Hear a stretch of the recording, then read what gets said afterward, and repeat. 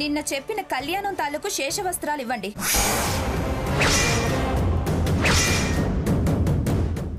వాటి కోసమే వచ్చాం. మేము వచ్చాక ఆగండి అంటూ మమ్మల్ని ఆపి వాళ్లతో పూజ చేయించడం ఏంటండి?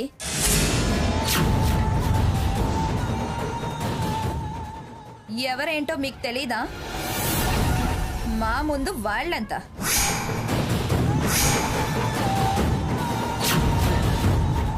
మా స్టేటస్ ఏంటి, వాళ్ళ స్టేటస్ ఏంటి? దమ్మిడి లేనోళ్ళు పూజ చేసేదాకా మేం నిలబడాలా? దేవుడికి భక్తి ప్రధానం అమ్మా. ఆయన సన్నిధిలో పేద గొప్ప అనే భేదాలు ఉండవు. అభిషేకం మధ్యలో ఆపకూడదు తల్లి. ఏంటి తేడాలుండవా? విఐపీలు విఐపీలే, సర్వదర్శనం సర్వదర్శనమే.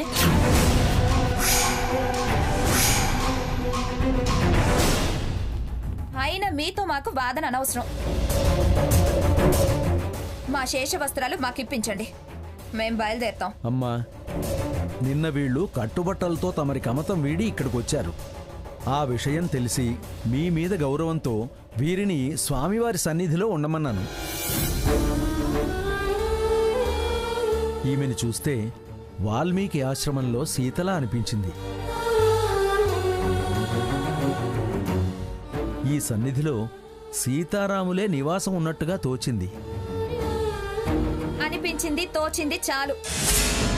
ముందు మాకు దేవుడి వస్త్రాలు ఇమ్మన్నానుగా, ఇవ్వండి. అది ఇందాకే వీరికిచ్చేశానమ్మా.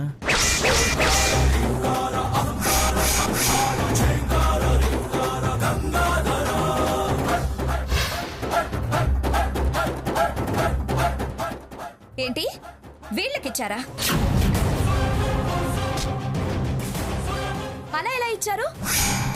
ఆచారం శాస్త్రం అన్నీ తెలుసని ఇందాక అన్ని కబుర్లు చెప్పి ఆ శేష వస్త్రాలు వాళ్ళకెలా ఇచ్చారు? ఇచ్చే ముందు అమ్మమ్మని అడగాలిగా. పద్ధతి తెలీదా?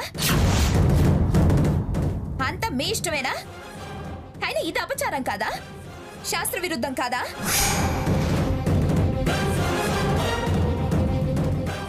శేష వస్త్రాలు అంటే పవిత్రమైనవి.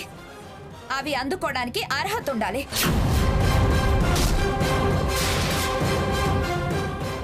గతి లేనాళ్ళకిచ్చి కట్ట పెట్టాలనుకున్నారా?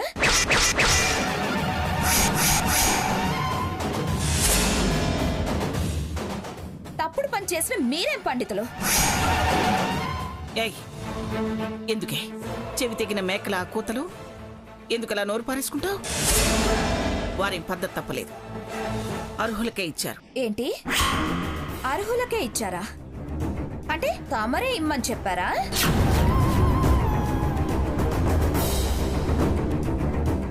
వాళ్ళకిమ్మని చెప్పారా? వాటి విలువ అంతా ఇంత అని నాకు ఆశ పెంచి ఇక్కడ అవమానించడానికి తీసుకొచ్చారా? ఎవరు తీసుకొచ్చారు? నువ్వేగా. నేను వస్తానని బయలుదేరొచ్చా? నాకే విషయం తెలియక, ఈవిడ బుద్ధి తెలియక, వీరి ప్రేమానురాగాలు ఇక వీరి మీదే అని తెలుసుకోలేక ఈ విలువైన శేష వస్త్రాలు ఇప్పించి వాళ్ల చేత అభిషేకాలు అర్చనలు చేయించి వాళ్ళని ఆశీర్వదించడానికి వచ్చారన్న విషయం గ్రహించలేకొచ్చాను. వచ్చాను కాబట్టి మీ బుద్ధి తెలిసింది. మీ ఆలోచనలు బయటపడ్డాయి. వీళ్ళ బుద్ధేంటో స్పష్టంగా చెప్పినా వీరి మనసంతా వీళ్ల మీదే ఉందని నాకు అర్థమైంది. సర్నా, అర్థం పర్థం లేని మాటలు మాట్లాడుకో. వాళ్ళు అసలు ఎక్కడున్నారో మాకు తెలియందే. ఎలా అత్తయ్య గారు వాళ్ళకిమ్మని చెప్తారు? మీకు తెలియకపోవచ్చు, నాకు తెలియకపోవచ్చు, కానీ వీళ్ళ మధ్య సమాచారాలు ఉండే ఉంటాయి.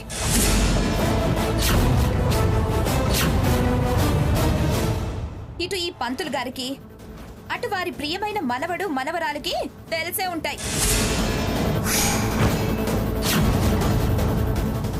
నా సపోర్ట్ వాళ్ళకే అని నాకు తెలియటం కోసం ఇలా తీసుకొచ్చి రుజువు చేసుకున్నారు. అతివాగుడు వాగితే దేవాలయం అని కూడా చూడడం. ప్రేమైనా అనురాగమైనా వాళ్ళ వైపే అంటావేంటే?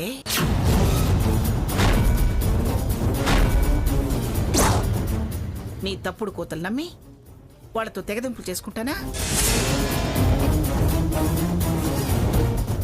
వాళ్ళ మేలు తలవకుండా వాళ్ళని తలుచుకోకుండా ఉంటానా? పరై చెడే కోరందాన్ని నా వాళ్ళ చెడు ఎలా కోరతానే? అంటే తమరు సమాచారాలు అందించి ఈ వస్త్రాలు అందించారన్న మాట నిజమేగా? ఏయ్, వాళ్ళిక్కడున్నారని తెలిస్తే అసలు ఆ శేషవస్త్రాల గురించి ప్రస్తావించేదాన్నే కాదు. అంత కళ్యాణం చేసి కళ్యాణమూర్తుల్ని గృహప్రవేశం చేయించనివ్వలేదు. అది కీడని నా మనసు హెచ్చరిస్తూనే ఉంది. ఆ కీడే వీళ్ళ ఇంటికి దూరం అవడం. అది నన్ను మరీ భయపెట్టింది. ముందు ముందు ఇంకెన్ని కష్టాలు నష్టాలు పాలవాల్సి వస్తుందోనని భయం వేసింది. రాత్రంతా భయంగా గడిపాను. కనీసం మీతో ఆ శేషవస్త్రాలు కట్టించి ఇంట్లో దీపారాధన చేయిస్తే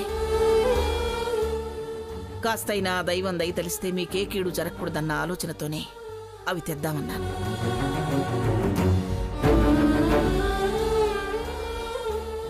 మేలు జరుగుతుందన్న ఆశతోనే అన్నాను.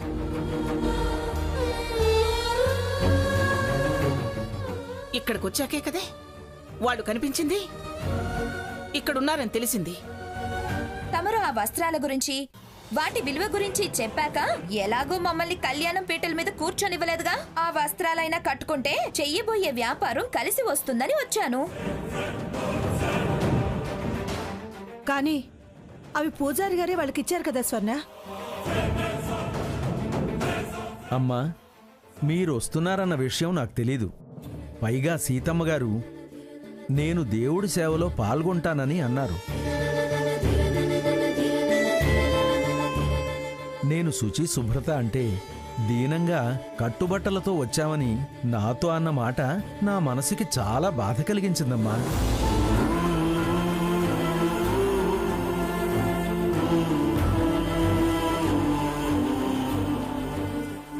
అంతలో ఆ దేవుడే గుర్తు చేశాడు, కళ్యాణం జరిపిన దంపతులు వీరేనన్న సంగతి. అందుకే ఆ శేషవస్త్రాలు వారికే ఇచ్చాను.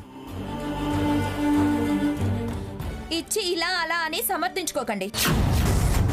ఏయ్, అది దైవ సంకల్పం, వారినంటామే.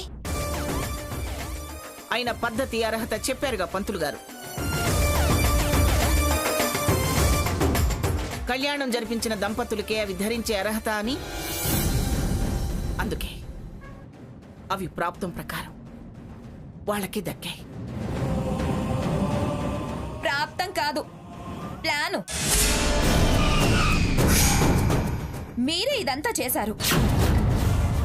నాకు అర్హత లేదని వెక్కిరించడానికి కథలు చెప్తున్నారు. నువ్వే వీళ్ళకి ఫోన్ చేశావు అంతే.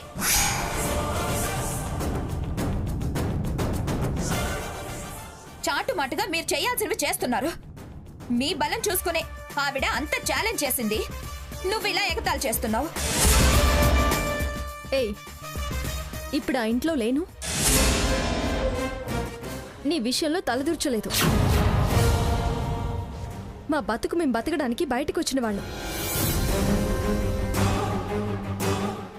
ఎవరి ధైర్యంతోనో, ఎవరి బలం ఉందనుకోనో, ఎవరి సహాయం ఆశించో మేము ఎదుగుతామని నీతో శపథం చేయలేదు.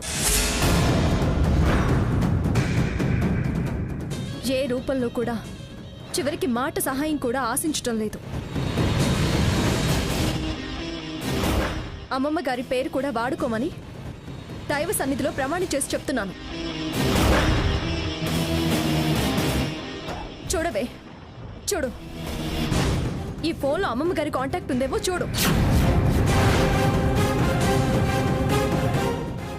ఇన్కమింగ్, అవుట్ గోయింగ్, ఆఖరికి మిస్డ్ కాల్స్ లో అయినా ఉందేమో చూడు. ఇక మీదట భ్రమపడి నిందలు వేసినా సహించనుగాక సహించను. నీలా ఎవరి సొమ్ము పెట్టుబడి పెట్టి దాని లాభాల్ని నమ్ముకొని వ్యాపారం చేసే ఆలోచన మాకు లేదు.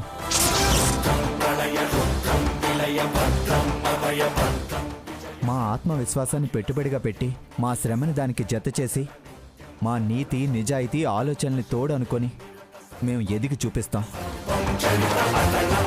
రఘురాం, దాని మాటలకి మీరు సమాధానం చెప్పాల్సిన అవసరం లేదురా. ఆహా, అందుకేనా కళ్ళల్లో మెదులుతారు గుండెల్లో కదులుతారు అని అంది? ఆ కదలికలేంటో ఇప్పుడే అర్థమయ్యాయి. మాటలు వేరు చేతలు వేరు. ఈ వస్త్రాలు వాళ్ళకి దక్కటమే సాక్ష్యం. రాజు గొప్ప మొండి గొప్ప అంటే మొండే గొప్ప అన్నట్టుందే నీ వాలకం. కాదు అంటే మూర్ఖంగా మళ్ళీ అలా మాట్లాడతావే? అంత వివరంగా చెప్పాక కూడా అదే అంటావే? వదిలేసి వద్దామనుకున్నాను గాని అసలు మొక్కు మీ అమ్మది. మగ పెళ్లి వారి తరపున వెళ్ళిన వాళ్ళమే మనం. అవి వాళ్ళకే దక్కాయి. వదిలే.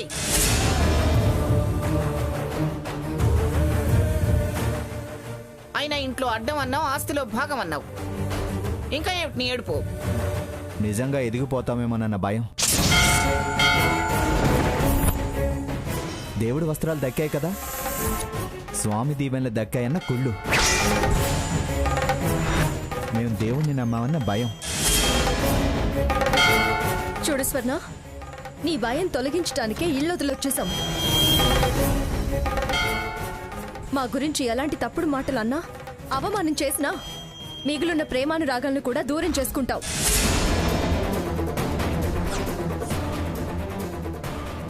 నువ్వు అనుమానించాల్సింది మమ్మల్ని కాదే. ఎవరు అరిచేతిలో స్వర్గం చూపిస్తూ లేనిపోని ఆశలు కల్పిస్తున్నారో ముందు వాళ్ళని, వాళ్ళ స్నేహాన్ని మానుకో. రామచంద్ర మాస్టర్ కూతురు స్వర్ణగా ఆలోచించు. అప్పుడే ఈ సీత ఏంటో నీకు అర్థమవుతుంది. నీకు నీ స్థితి పరిస్థితి ఏంటనేది అర్థమవుతుంది. ఏది భ్రమో, ఏది వాస్తవమో, ఏది నిజమో, ఏది అబద్ధమో నీకే తెలుస్తుంది. ఆ దైవం ముందే నిలబడి చెప్తున్నా, నేను నీ మేలు కోరేదాన్నే, నీ క్షేమం ఆశించేదాన్ని. నువ్వు అనుకునే ఆ సొమ్ముని ఆశించను లేదు, ఆ అవసరం అంతకన్నా నాకు లేదు. సీత, జరిగిందేదో జరిగిపోయింది. పిన్ని వద్దు, సీత నిన్నే చెప్పింది. అది కాదురా. ఏంటి? ఒకరు సీత అని, మరొకరు అది కాదురా అని మెల్లగా సన్నాయి నొక్కులు మొదలు పెట్టారు.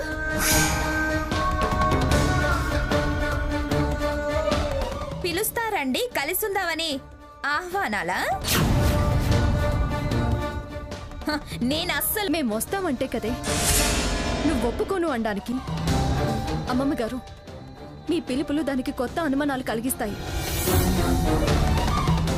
దయచేసి ప్రేమున్నా తిరిగి రమ్మని మాత్రం పిలవద్దు. నాకు ప్రత్యక్షంగా కానీ, పరోక్షంగా కానీ, మాట రూపంగా కానీ, మనిషి ద్వారా కానీ ఏ విధంగానూ సాయం చేసే ప్రయత్నం చేయొద్దు. నా ప్రార్థన మన్నించండి.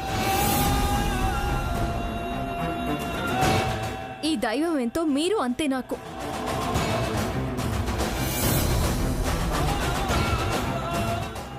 ఈ విన్నపాన్ని ప్రమాణంగా భావించండి. నన్ను మన్నించండి. ఆహా, గుడి, దేవుడు, దేవత అని చెప్పి ఇంకో మాత్ర చాలు. టోటల్ గా అమ్మమ్మ గారు తమరి మత్తులో పడి సీత సీత అంటూ కోమాలోకి పోవటానికి. స్వర్ణ, ఎక్కడున్నావో కూడా సోయి లేకుండా ఏమిటో మాటలు?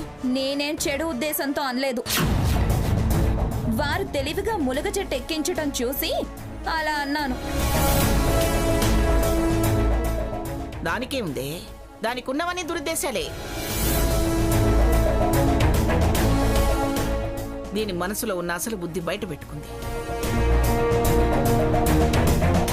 నేను కోమాలో కాదే, నా ప్రాణమే పోతే నానమ్మ, అది కోరుకునేది అదేనే. ఆస్తి మొత్తం సొంతం చేసుకుని సంసారాన్ని సంతకెడుద్దామని. దానికి గుడి, బడి, దేవుడు అని ఏదీ లేదు. దానికి దెయ్యం పట్టి ఊగిపోతుంది. అది వదిలేలోపు అందరికీ మతిపోగొట్టేలా చేస్తుంది. పుణ్యం కోరి వస్తే పాపం మూట కట్టుకుని ఆ పాపం మన కొంగునే అంటకడుతుంది. పదలక్ష్మి, ఇలాంటి దాన్ని వెంట పెట్టుకుని రావటం నాదే బుద్ధి తక్కువ. అమ్మమ్మ గారు, మొదలుపెట్టు, ఎక్కించు, ఇంకా తిట్టించు. ఛీ, ఇంత మూర్ఖపు దానిలా తయారవుతున్నావేంటే? అందుకే నోరెత్తుకో, వాగింది చాలు. శేష వస్త్రాల కోసమని వస్తే పంచాయతీ శేషం మిగిల్చావు. లక్ష్మి, పద పద వెళదాం. వెళ్ళొద్దు. తమరి ప్రేమానురాగాలకు నేను అడ్డుపడ్డానన్న నింద నాకెందుకు? నేనే వెళ్తాను.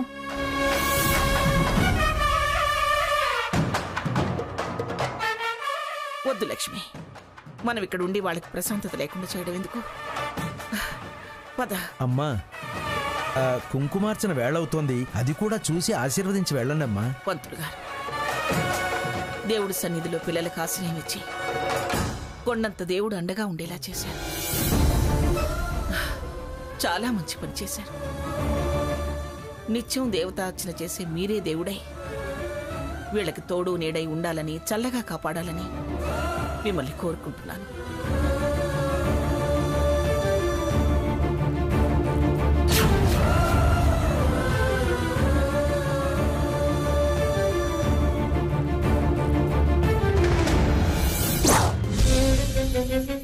ఏంటో వదిన గారు, ఇల్లంతా పోసిపోయింది. సీత సీత అని పిలవడానికి లేదు కదా అని తలుచుకుంటేనే చాలా బాధగా ఉంది. ఏం చేస్తాం, అంతా నా కర్మ.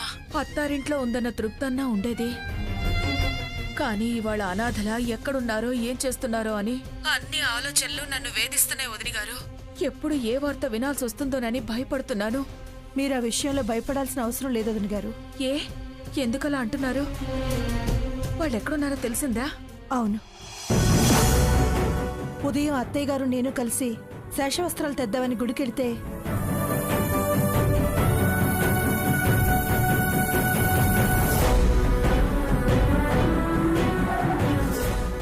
దేవుడి ఆశీస్సులు వాళ్ళకి మెండుగా లభించాయి.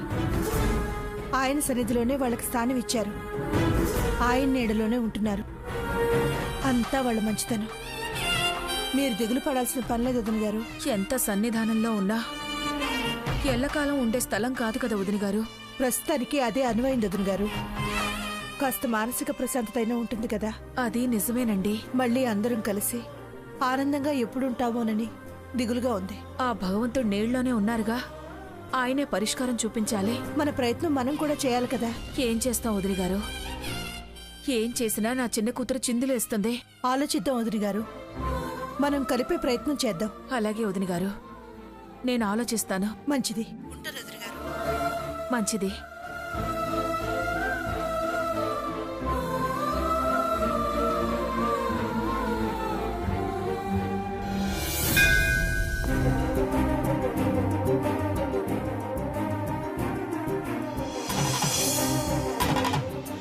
సీత, నేను ఆఫీస్కి వెళ్ళి నా సర్టిఫికేట్స్ తెచ్చుకుంటాను. ముందు దేవుడికి దండం పెట్టుకుని ఆ తర్వాత వెళ్దాం.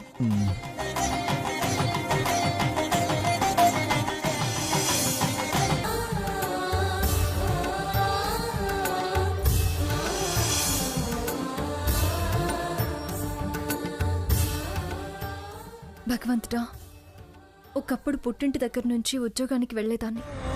ఆ తర్వాత మెట్టినింటికి వెళ్ళి ఉద్యోగం మానేసి తిరిగి ఇవాల్టి నుంచి కొత్త జీవితం ప్రారంభిస్తున్నాను. మమ్మల్ని ఆశీర్వదించు. మా ప్రయత్నాలకి ఏ ఆటంకం జరగకుండా కాపాడుతండ్రి. స్వామి, ధర్మంగా బతుకుతుంటే అధర్మంగా మాకు లేని ఆశను, స్వార్థాన్ని మాకు అంటగట్టి మేం మా ఇంట్లో ఉండకుండా చేసిందా స్వర్ణ? నీ మీద నమ్మకంతో, మా మీద మాకున్న విశ్వాసంతో బయటికి వచ్చాం. మా జీవితం ఇక నుంచైనా సాఫీగా సాగేలా చూడు తండ్రి.